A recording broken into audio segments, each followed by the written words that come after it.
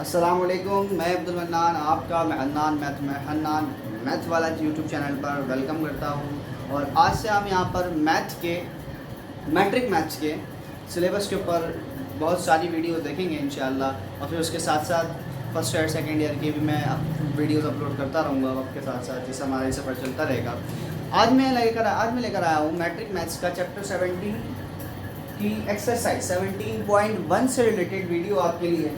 यहाँ पर कुछ मैंने इंस्ट्रक्शंस आपके लिए लिखी हैं, तो हम पहले फर्स्ट ऑफ ऑल इनको डिस्कस कर लेते हैं कि सबसे पहले हमें इस चैप्टर को शुरू करने के लिए सबसे पहले पढ़ना होगा कि सेट क्या होते हैं। तो सेट हमारे पास एक कलेक्शन होता है किसी बहुत सारी चीज़ों का, एलिमेंट्स कह सकते हैं हम उन्हें, उन हमारे कलेक्शन को, बहुत सारे एलिमेंट्स का हमारे पास कलेक्ट होना। और दूसरा चीज़ ये कि हमारे पास उनमें से कोई एलिमेंट रिपीट नहीं होना चाहिए।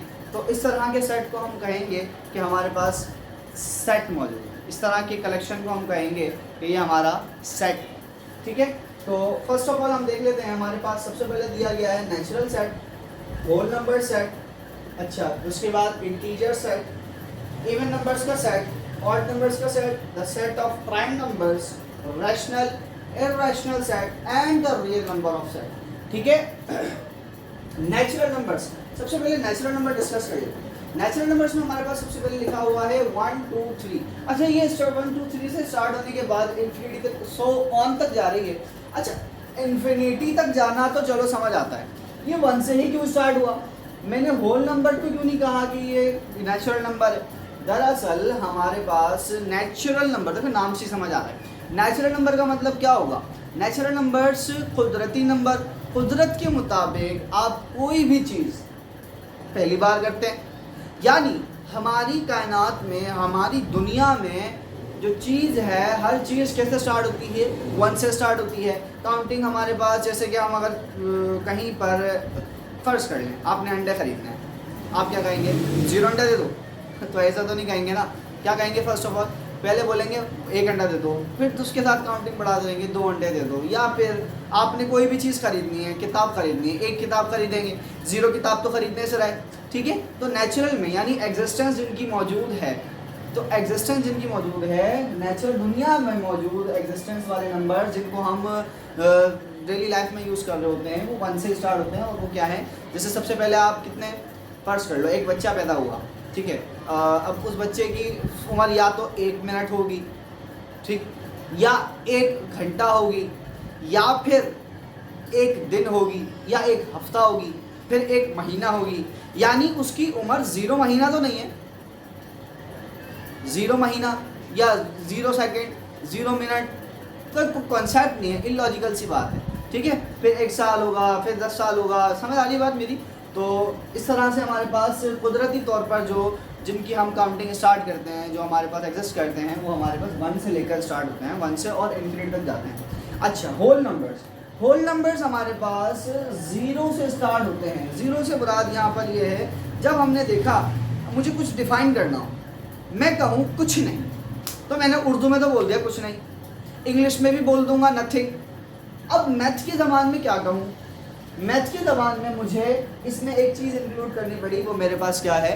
0। मैंने क्या किया? मैंने कहा कल जब कुछ नहीं कहना हो ना, तो एक काम करो, मैथ के ज़बान में एक सर्किल बना लो, उसे हम 0 का नाम देते हैं, मजाक से की बात कर रहा हूँ। अच्छा, खैर, इसके अलावा आगे बढ़ते हैं इंटीजर नंबर्स। अब होल नंबर्स के अंदर हमारे पास जो नंबर्स मौजूद हैं, इनमें ये विदाउट साइन, ठीक है। इंटीजर नंबर में हमने क्या करते हैं? हम ऐसे नंबर्स का सेट लेते हैं जो कि पॉजिटिव भी हो और नेगेटिव भी हो, और इनकी जो हमारे पास लिमिट है वो भी सो ऑन, यानी इनफाइनाइट तक। इवन नंबर्स, इवन नंबर्स कौन से नंबर्स होंगे? जो हमारे पास 2 से कम्प्लीटली डिवाइड हो जाए, या तो 0 होता है, 0 +- 2 +- 4 +- 6, ये तमाम नंबर जिसमें जो मौजूद होंगे वो 2 से कम्प्लीटली डिवाइड होंगे। तो ऐसे नंबर्स को हम क्या कहेंगे? इवन नंबर्स कहेंगे। ऑड नंबर्स, ऑड नंबर्स कौन से नंबर्स होते हैं? ऑड नंबर्स हमारे पास वो नंबर्स होते हैं जो 2 से कम्प्लीटली डिवाइड ना हो, यानी डेसिमल बना लें।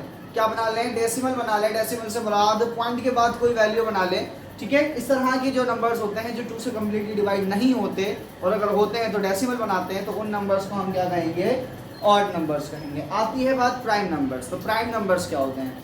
बेटा प्राइम नंबर्स हमारे पास 2, 3, 5, 7 मैंने लिखा तो है, मगर एक्सप्लेन क्या है, इसकी एक्सप्लेनेशन क्या है कि प्राइम नंबर्स वो नंबर्स जो सिर्फ अपने ही टेबल में आते हों और किसी टेबल में ना आते हों। हमारे पास इनकी भी एक तादाद है, जैसे इसीलिए हमने यहाँ पर क्या लिख दिया, सो ऑन, अनलिमिटेड जा रहे हैं लोग, ये भी ठीक है। उसके बाद आती है बात रैशनल नंबर्स की। तो रैशनल नंबर्स हमारे पास वो नंबर्स होते हैं बेटा, देखो रैशनल का मतलब रेशियो से निकला रैशनल ना, ऐसे नंबर्स जो कि रेशियो में हो, ठीक है।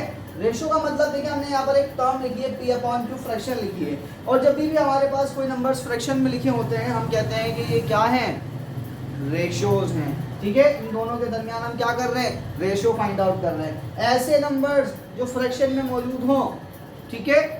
अच्छा, where p and q, p, q belongs to the integer numbers and q is not equal to 0, q is not equal to 0 यहाँ पर क्यों लिखा, लेट सपोज हम सपोज कर लेते हैं कि अगर हम 0 रख दें, फर्स्ट कर लो, ऊपर मैंने लिख दिया 1, नीचे लिख दिया 0, तो आप अपने अपने कैलकुलेटर्स में ये डाल के देखें तो इसका आंसर आपके पास आएगा इनफाइनाइट।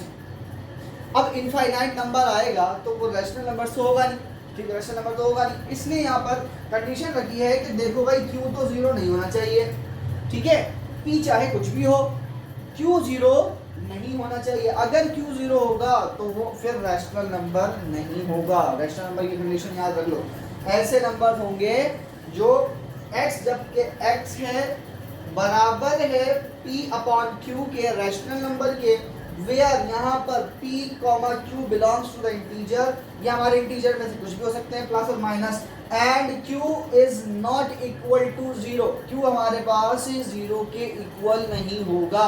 जब 0 के इक्वल नहीं होगा तो इसका मतलब क्या होगा, रैशनल होगा। q अगर 0 नहीं है, इसके अलावा कुछ भी है, तो वो क्या कहलाएगा, इसके साथ कॉन्टेक्ट में आने के बाद रैशनल नंबर कहलाएगा। अच्छा, मुझे अभी भी शायद ऐसा डाउट है कि आपको क्लियर ना हो, तो मैं और मजीद एक्सप्लेन कर देता हूँ। देखो, जब भी हमारे पास दो नंबर्स होंगे मौजूद, जैसे हमने यहाँ पर लिख दिया 1, रैशनल नंबर आपको क्लियर हुआ, और अगर नहीं क्लियर हुआ तो आप मुझसे कमेंट सेक्शन में मजीद इसके सवाल पूछ सकते हैं। इसके बाद आगे बढ़ते हैं, इर्रेशनल नंबर्स। इर्रेशनल नंबर्स कौन से नंबर्स होंगे, इर्रेशनल नंबर्स वो नंबर्स होंगे जो कि रैशनल ना हो। इसमें कहा गया x जबकि x है और नॉट इक्वल टू p/q, मतलब p/q, यानी जो हमारे रैशनल नंबर्स को शो कर रहे हैं ना p/q किसको शो कर रहे हैं, रैशनल नंबर्स को शो कर रहे हैं। जब रैशनल नंबर नहीं होंगे तो वो क्या होंगे, इर्रेशनल नंबर्स होंगे। Where p, q is belong to the integers numbers और and q is not equal to 0। अच्छा देखो, कंडीशन इसकी वही है जो हमारे पास रैशनल में थी, क्योंकि यहाँ पर हम किसके रिप्रेजेंट से बात कर रहे हैं, किसके रेफरेंस से बात कर रहे हैं, p/q के रेफरेंस से बात कर रहे हैं। तो जब हम रैशनल नंबर p/q के नंबर से रेफरेंस से बात करेंगे तो कंडीशन भी उसकी वही रखेंगे।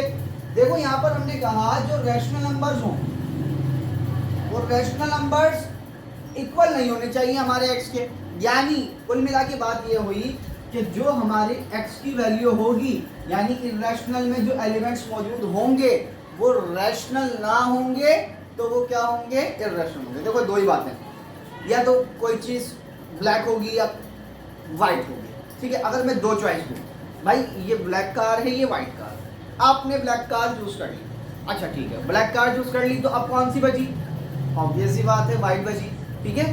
अब यहाँ पर दो ही ऑप्शन, या तो इर्रेशनल नंबर्स होंगे या रैशनल नंबर्स होंगे। तो रैशनल नंबर अगर नहीं है तो फिर क्या है, इर्रेशनल नंबर है, ऐसा ही है। तो यही मैंने कहा, अगर जहाँ रैशनल नंबर्स नहीं होंगे वो नंबर्स क्या कहलाएंगे, इर्रेशनल नंबर्स कहलाएंगे। अच्छा, रियल नंबर में क्या होता है, रियल नंबर में हमारे पास रैशनल और इर्रेशनल दोनों नंबर्स मौजूद होंगे। ये पूरा का पूरा सेट हमारे पास होल सेट कहलाता है। इस सेट में हमारे रैशनल और इर्रेशनल दोनों नंबर मौजूद होंगे, इसलिए हम इसे क्या कहते हैं, रियल नंबर्स कहते हैं। उम्मीद करता हूँ ये बात आपको समझ आई होगी। अच्छा जी,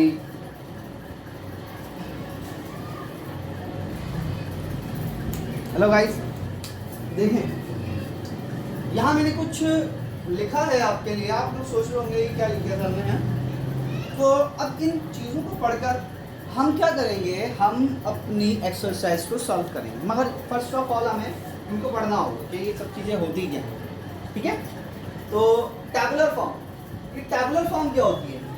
इससे पहले जो मैंने लिखा था जिसमें natural number, whole number, integers, even number, odd number, इस तरह के सेट लिखे थे, उन तमाम सेट्स को अगर हमने देखा होगा गौर से तो उनमें क्या लिखा था, उनमें कुछ इस तरह से लिखा था, जैसे कि फर्स्ट कर लें 1, 2, 3, 4। मैंने एक सेट बना लिया 1, 2, 3, 4, ठीक है। अच्छा, अब मैं कहूँगा बिल्डर फॉर्म क्या होगी? तो बेटा ये जो फॉर्म लिखी हुई है ना, इसमें नंबर्स मौजूद है, टेबल्स मौजूद हैं, उस तरह के नंबर्स का जो सेट होगा उसे हम कहेंगे टैबुलर फॉर्म। जो हमारी सेट होगा उसकी जो फॉर्म होगी, उसकी जो टाइप होगी वो कौन सी होगी? टैबुलर फॉर्म होगी। इसके बाद बिल्डर फॉर्म कौन सी टाइप होगी? बिल्डर फॉर्म हमारे पास अल्फाबेटिकली कंडीशन वाइज जो एक्सप्लेन फाइल होगी, एक्सप्लेन सेट होगा, उसको हम क्या कहेंगे? बिल्डर फॉर्म कहेंगे। मैं आपको करके दिखाता हूँ कैसे। मेरे पास मैंने एलिमेंट्स को नाम दे दिया x का, मैं कह रहा हूँ x सच दैट x, ठीक है। अच्छा, अब ये नंबर जो है वो किससे बिलोंग करते हैं? 1 से स्टार्ट हो रहे हैं, 1, 2, 3, 4। कौन से नंबर्स हैं? नेचुरल नंबर्स के सेट हैं। तो मैं कहूंगा यहाँ पर belongs to the natural number, ठीक है। एंड कंडीशन क्या है? किसके बराबर हैं? बताइए। अरे बेटा, इज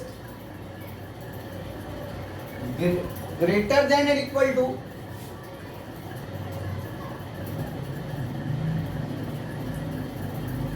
4। अब ये जो मैंने सिंबल्स लिखे हैं, ये सिंबल है less than equal to, greater than equal to का, ठीक है। यहां मेरे पास क्या मतलब होगा? लेस देन, यानी 1 से स्टार्ट हो रहे हैं, ठीक है। जहां पर मुंह बंद होता है वहां से स्टार्ट होने की, जो मुंह बंद होता है वहां पर लेस देन होता है, और जहां मुंह खुला होता है इसका, इस सिंबल का, उसको हम कहते हैं ग्रेटर देन है। वहां पर x की जो वैल्यू है ना, यानी हमारे जो नंबर्स है ये हमारे x एलिमेंट्स है, हमारे एलिमेंट्स यानी x की जो वैल्यू है वो क्या है? वो 1 से स्टार्ट है। अब जब तक ये साइन नहीं है इसके ऊपर, फर्स्ट कर लो, मैंने यहाँ से ही हटा दिया। अब इसका मतलब क्या होगा? 1 से बड़े नंबर, यानी 2, 3, 4, ठीक है, और फिर आगे भी हो सकते हैं इस कंडीशन के मुताबिक। 1 से बड़े नंबर्स, तो अगर ऐसा लिखा है कि 1 से बड़े नंबर्स, तो यहाँ पर हम 1 नहीं डालेंगे, इसके अलावा सेट लिखेंगे। लेकिन मैंने यहाँ पर सिंबल के अंदर एक और इजाफा किया था जिसमें इक्वल टू कहते हैं इसको, लेस देन इक्वल टू, ठीक है।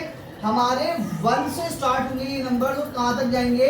कहता है greater than and equal to, x की जो value less than equal to 4, ठीक है, ग्रेटर देन इक्वल टू 1, क्योंकि x की बात कर रहे हैं ना, 1 तो जो है x से छोटा है।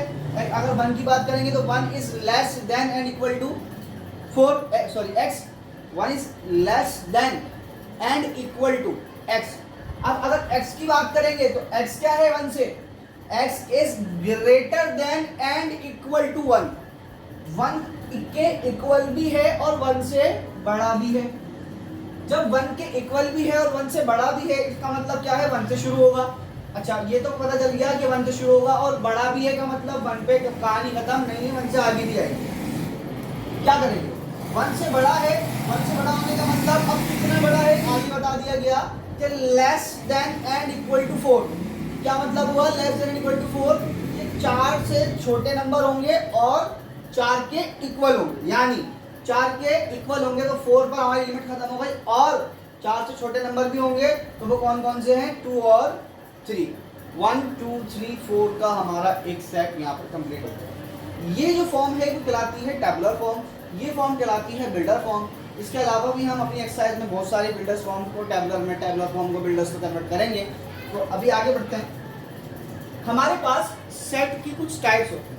एम्प्टी सेट, नल सेट, कौन सा होगा?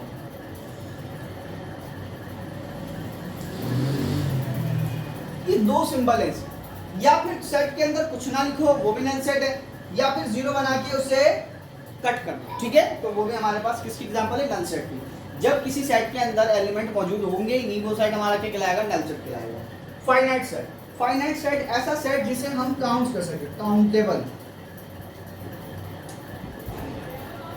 इनफाइनाइट सेट जिसे हम काउंट ही ना कर सकें, अनकाउंटेबल। सबसेट, सबसेट का मतलब क्या? आपने सुना सब क्वेश्चंस, सुना है ना? सब क्वेश्चन का मतलब क्वेश्चन का भी क्वेश्चन, सबसेट का मतलब भी यही है, सेट का भी सेट। ठीक है, सेट का सेट का मतलब हमारे कुछ एलिमेंट्स का किसी एलिमेंट में मौजूद होना, या किसी सेट के अंदर मौजूद होना। जैसे कि मैं कहूं कि हमारा ए का जो सेट है, ठीक है, ए का जो सेट है वो सब सेट है किसका? बी का। ठीक है, ए जो है हमारा सबसेट है किसका? बी का। तो मैं क्या लिखूंगा? ए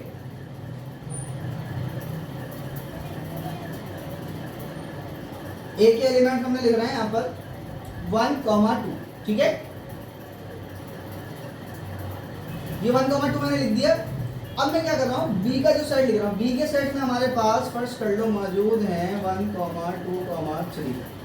ठीक है, तो अगर आप लोग देखेंगे तो ए के जो एलिमेंट्स है वो बी में मौजूद है। तो जब ए के एलिमेंट्स बी में मौजूद हैं तो मैं कहता हूँ कि ए जो है वो सबसेट है किसका? बी का। ए जो है वो सबसेट है किसका? बी का। क्यों कहा? क्योंकि ए के जो एलिमेंट्स है वो बी में क्या है? मौजूद है, मिल रहे हैं। ठीक है, अच्छा जो ए है हमारा उसके एलिमेंट्स कम है, आप लोग गौर कीजिएगा, और जो बी है हमारा उसके एलिमेंट्स बी से ए से ज्यादा हैं। जब ऐसा है कि हमारे ए के एलिमेंट्स बी से कम है, यानी बी के एलिमेंट्स से कम है और मौजूद भी है बी में, यानी ए के तमाम एलिमेंट्स बी में मौजूद हैं, तो इससे इस वजह पर, इस बिना पर हम कहेंगे कि ए जो है हमारा क्या है? सबसेट है बी का। उम्मीद करता हूँ समझ आ गया होगा। और इसको शो किस तरह से करेंगे आप? ए ये सिंबल बनाएंगे, ठीक है, और फिर उसके बाद नीचे एक लाइन डालेंगे और फिर उसके बाद लिखेंगे बी। ये जो सिंबल है ना बेटा, ये सिंबल हमारे पास कहलाता है सबसेट का सिंबल। ठीक है, सुपर सेट, सुपर सेट क्या होता है?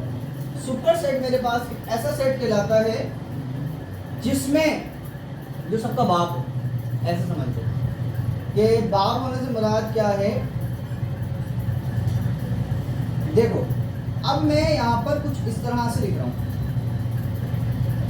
बात समझ आई? मैंने सिंबल को उल्टा कर दिया। ठीक है, और अब मैं कहता हूं जो बी है ना वो सुपर सेट है किसका? ए का। बी जो है वो सुपर सेट है ए का। जैसे कहा यहाँ पर मैंने, ये बी सुपर सेट है ए का। बी सुपर सेट ए इसलिए कह रहा हूं क्योंकि देखो हमारे ए जो है, जब ए सबसेट बनेगा बी का, ए सबसेट बनेगा बी का, तो बी क्या बनेगा? ए का सुपर सेट। क्योंकि देखो ए मौजूद है बी में, बी मौजूद नहीं है ए में। ए जो है हिस्सा है बी का, बी हिस्सा नहीं है ए का। जब ए बी का हिस्सा है तो बी क्या हो गया? उसके लिए बड़ा हो गया ना। जब बी बड़ा हो गया तो इसलिए हम बी के लिए इस्तेमाल कर रहे हैं सुपर सेट। तो जब सुपर सेट की बात आएगी हमेशा आपने याद रखना है, ऐसा सेट होगा सुपर सेट जिसके अंदर सबसेट हो, जिसके अंदर सबसेट मौजूद हो। बड़े आसान अल्फाज में बता रहा हूँ कि जिसमें हमारे सबसेट्स मौजूद हों वो कैसे सेट कहलाएगा? सुपर सेट कहलाएगा। ठीक है, इक्वल सेट कौन सा सेट है? देखिए, इक्वल सेट में हमारे पास जब भी आपके पास नंबर ऑफ एलिमेंट सेम हो जाए, क्या सेम हो जाए? नंबर ऑफ एलिमेंट सेम हो जाए तो हम कहेंगे वो क्या है? इक्वल सेट है। क्या है? इक्वल सेट है।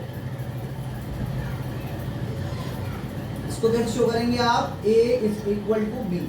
ठीक है, कैसे शो करेंगे?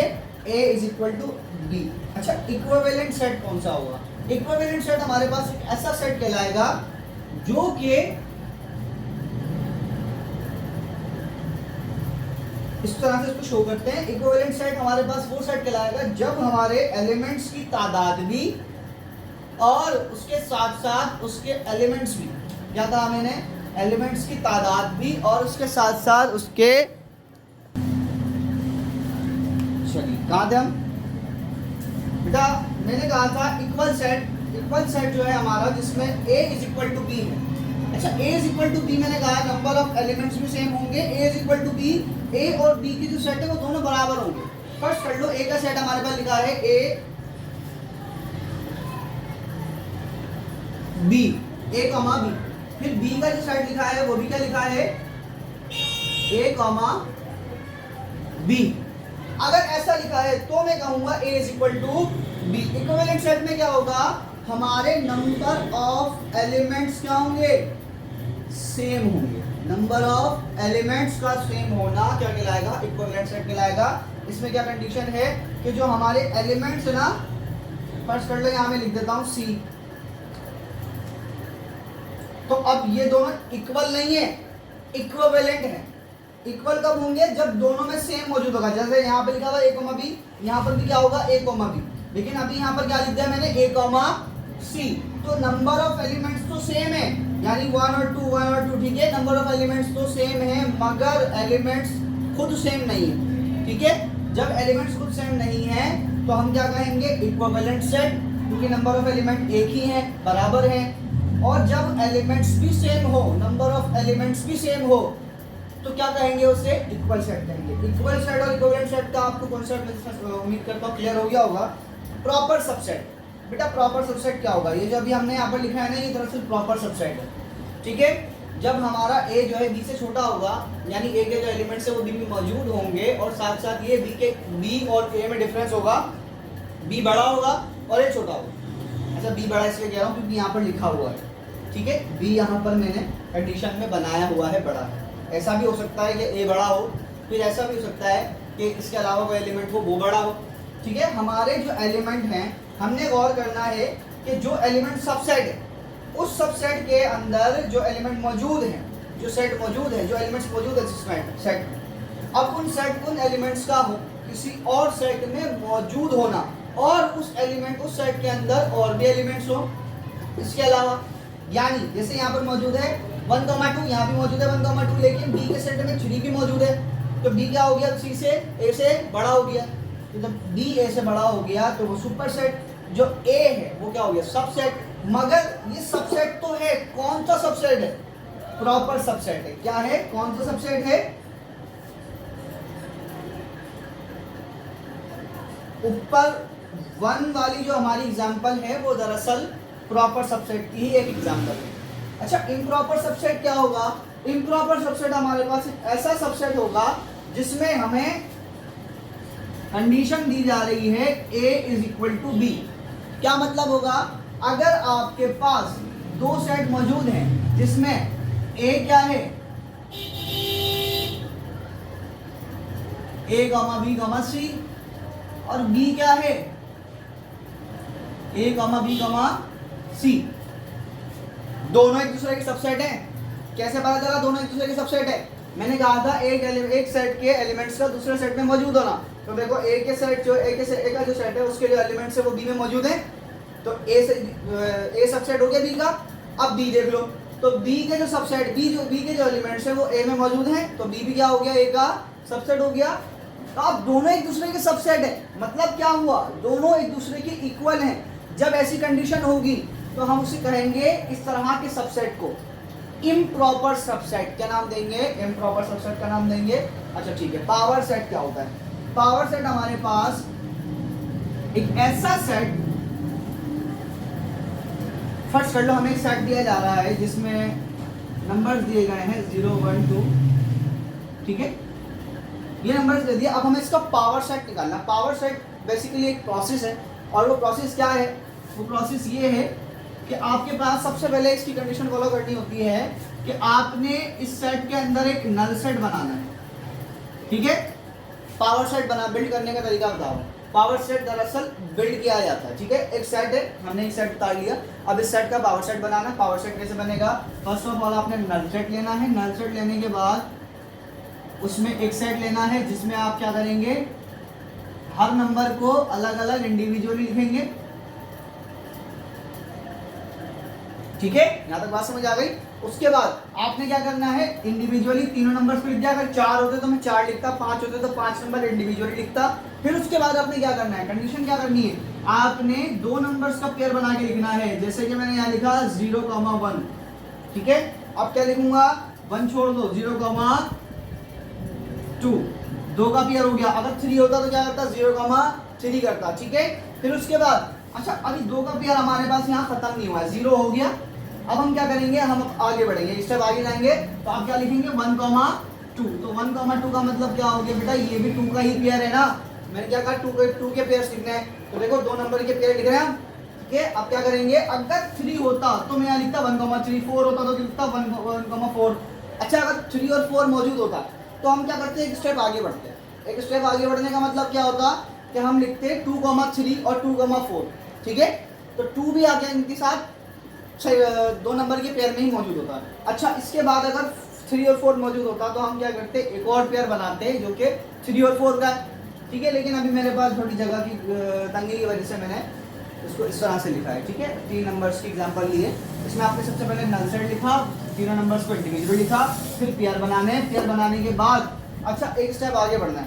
पेयर बनाने के बाद स्टेप आगे बढ़ने का मतलब ये है कि आपके पास 3 नंबर लिखे हुए हैं, तो देखो ना 2 के बाद कौन सी काउंटिंग आएगी, 3। तो आपने क्या करना है, यहाँ पर 3 नंबर्स को ही एक साथ लिख देना, ठीक है। अगर 4 नंबर होते तो लास्ट में आपने 4 नंबर लिख देना है, 5 नंबर होते तो बिल्कुल लास्ट में आपने 5 नंबर लिखना है। तो एक स्टेप आगे बढ़ते रहेंगे, 2 नंबर्स का पेयर बनाएंगे, 3 नंबर्स का पेयर बनाएंगे, अगर 4 बनने होंगे तो 4 नंबर का पेयर बनाएंगे, 5 बनने होंगे तो 5 नंबर का पेयर बनाएंगे, और इस तरह से आप अपनी वैल्यूज़ को बढ़ाते रहेंगे और सेट को बिल्ड करते रहेंगे। ये बन गया हमारा power set. Singleton set, unit set, जिसमें हमारे पास सिंगल एलिमेंट मौजूद हो, सिंगलटन सेट कहलाता है। सिंपल सी एग्जांपल है यूनिट सेट। अब 1 भी हो सकता है, 2 भी हो सकता है, 3 भी हो सकता है, 0 भी हो सकता है, मैंने 1 लिख दिया। इस तरह का सेट जिसमें कोई एक ही एलिमेंट मौजूद हो वो कहलाता है सिंगलटन सेट। यूनिवर्सल सेट हमारे पास बहुत सारे सबसेट अगर किसी सेट में मौजूद हैं, क्या कह रहा हूँ, बहुत सारे सबसेट अगर किसी सेट में मौजूद हैं, मैं यहाँ पर आपको लिख के बताता हूँ। फर्स्ट कर लो, ए लिखा है, ठीक है, ABCD लिख दी। अच्छा फिर उसके बाद बी लिख रहा हूँ, AEIOE, ठीक है। फिर उसके बाद सी लिख रहा हूँ, MNOP, ठीक है। फिर डी लिख रहा हूँ, XYZ। अब ये बहुत सारे हमने सेट लिखे। अच्छा एक सेट लिख रहा हूँ जिसको मैं यू का नाम दे रहा हूँ, यूनिवर्सल सेट के सिंबल बना लिया मैंने यूनिवर्सल सेट का। अच्छा इसमें क्या लिख रहा हूँ, ABC, कहाँ तक, Z तक। ABC यानी ABCD आपने मुकम्मल लिखनी है, कहाँ तक लिखनी है, Z तक लिखनी है। अब आप मुझे बताइए क्या ये ABCD इसमें मौजूद है एलिमेंट्स, बिल्कुल मौजूद है। AEIOU इसमें मौजूद है एलिमेंट्स, बिल्कुल मौजूद है। MNOP ये एलिमेंट्स मौजूद होंगे इसमें, बिल्कुल मौजूद होंगे। XYZ बिल्कुल मौजूद होंगे। जब ऐसा हो कि बहुत सारे सेट के एलिमेंट्स हमारे एक सेट में मौजूद होंगे तो ये तमाम सेट हमारे सबसेट बनेंगे यूनिवर्सल सेट के, और ये जो सेट है ये सेट कहलाएगा यूनिवर्सल सेट। क्यों कहला रहा है, इसकी वजह देखें आप, क्योंकि ये सुपर सेट है सबका, ये तमाम सब सेट का क्या बन रहा है, सुपर सेट बन रहा है। जब तमाम सेट का सुपर सेट बनेगा तभी हम कहेंगे कि ये क्या है, हमारा यूनिवर्सल सेट, ठीक है। उम्मीद करता हूँ आपको वीडियो अच्छी लगी होगी, और अगर अच्छी लगी तो लाइक शेयर कर सब्सक्राइब करें और बेल आइकन को क्लिक करें ताकि इससे रिलेटेड टॉपिक से रिलेटेड तमाम वीडियोस आप तक जल्द अज जल्द पहुँच सकें। अच्छा अगर आपको ये टॉपिक्स वगैरह लिखने हो और लिखने का टाइम ना मिले तो आप वीडियो पॉज करके ये तमाम चीज़ें लिख लीजिएगा। अगली वीडियो तक के लिए खुदा हाफ़िज़।